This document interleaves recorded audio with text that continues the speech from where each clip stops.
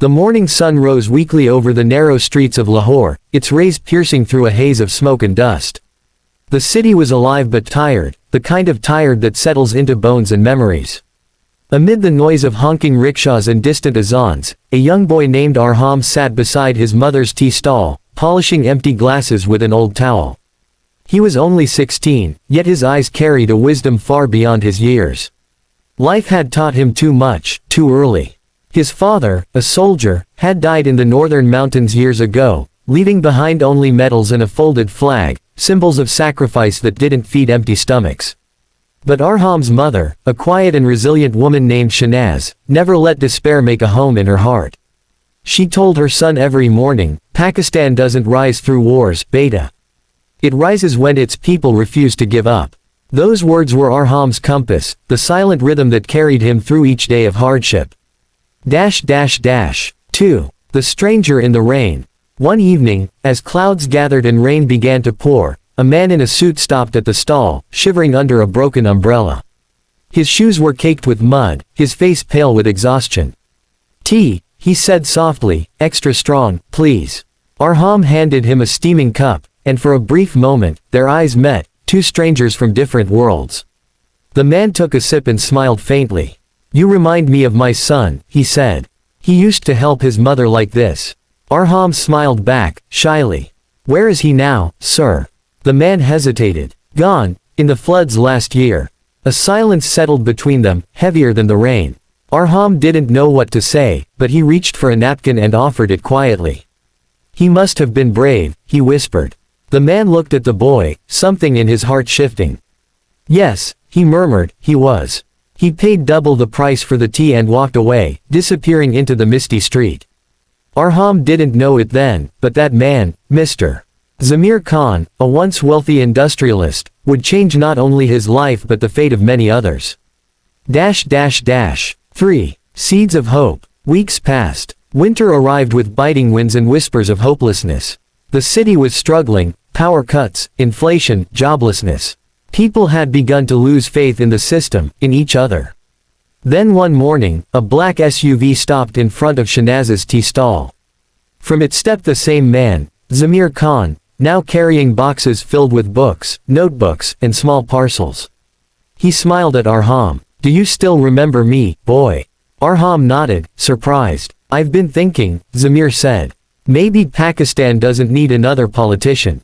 Maybe it needs another beginning, from the streets, from the people. Would you help me?" Arham looked at his mother, uncertain. She smiled through her tears. "Help him, beta. Maybe this is what your father's sacrifice was meant for." That day marked the start of something extraordinary, a movement born not in palaces or offices but from a small roadside tea stall. They called it, Phir Ka 2 inches, the second rise. 4. The movement grows. It started small, a few volunteers, distributing food to flood victims, cleaning streets, teaching children who couldn't afford school. But the movement spread like fire. Videos went viral of young men and women rebuilding broken houses, painting schools, and planting trees in forgotten villages. Arham became the face of the movement, not because he sought fame, but because his sincerity moved hearts. He spoke to the people not as a leader, but as a brother. His words echoed across social media and news channels. Greater than, Pakistan's second history won't be written by kings or generals. It'll be written by us, the ordinary people who refuse to stay ordinary. From Karachi to Khyber, the message caught flame. People began to believe again, not in politics but in humanity. 5. The dark turn. But not everyone celebrated their rise. Corrupt officials and power-hungry figures saw Phir Ka 2 inches as a threat. They called it naive, dangerous, even rebellious. One night, while returning from a rural project in Sindh, Arham's team was ambushed by unknown men. Their truck was burned, volunteers beaten. Arham himself was left injured, lying unconscious by the roadside. When he woke up in a hospital days later, his right arm was bandaged, and the news channels were filled with debates. Was Phir Ka 2 inches over? But when Arham saw hundreds of people gathered outside the hospital chanting, "Hum Phir Udanj, we will rise again," he realized something profound. You can wound a person, but not an idea. Through tears, he whispered to his mother, "They tried to stop us, Ami. But they forgot, Pakistan's history doesn't end in blood. It begins there. 6. The turning point. Months later, as elections approached, Zamir Khan announced a new initiative, Rebuild with Dignity, a countrywide campaign to rebuild schools, roads, and hospitals through volunteer work. International media picked up the story. For the first time, the world saw Pakistan not through the lens of politics or poverty, but through the faces of its people, young, passionate, unstoppable. Arham spoke at the United Nations Youth Summit in Geneva. His speech began quietly but ended with thunderous applause. Greater than, the real history of Pakistan isn't about wars or borders. It's about hands that give, hearts that forgive, and souls that rise again, every single time the world thinks we can't. Tears filled the eyes of many foreign delegates. Arham's words were later replayed millions of times across social media, captioned simply, Pakistan Ka Phir Ka to the second rise.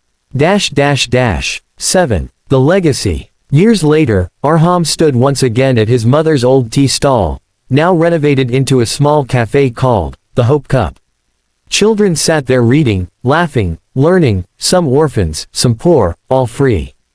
Zamir Khan had passed away the previous year, but his foundation now funded hundreds of projects across Pakistan. And Shanaz, her eyes weak but heart strong, smiled as she watched her son hand free tea to a group of construction workers. One of them asked, "Why do you still do this, Arham Bhai? You could be living abroad now." Arham smiled softly, "Because this is where it began, and this is where it continues." He looked toward the horizon, where the call to prayer echoed through the golden dusk, and whispered, "Greater than, Pakistan didn't rise because of me. It rose because of every heart that refused to give up. That is our history, Pakistan Ka Phir Ka 2. 8. The message. The story of Arham and the Phir Ka 2 inches movement became a symbol of hope not just for Pakistan, but for the world. Schools in America, Europe, and Africa studied it as an example of grassroots unity and compassion. It reminded everyone that progress doesn't always begin with money or power. Sometimes, it starts with a cup of tea, a kind word, or a young boy who believes that kindness can rebuild nations. Epilogue. Years later, an old book titled, Pakistan Ka Phir Ka 2 Key History, was found in a library in Boston. Its pages told the story of how one boy, one dream, and one nation dared to rise again. At the end of the book was a simple line. Greater than, history repeats itself, but this time, let it repeat in kindness.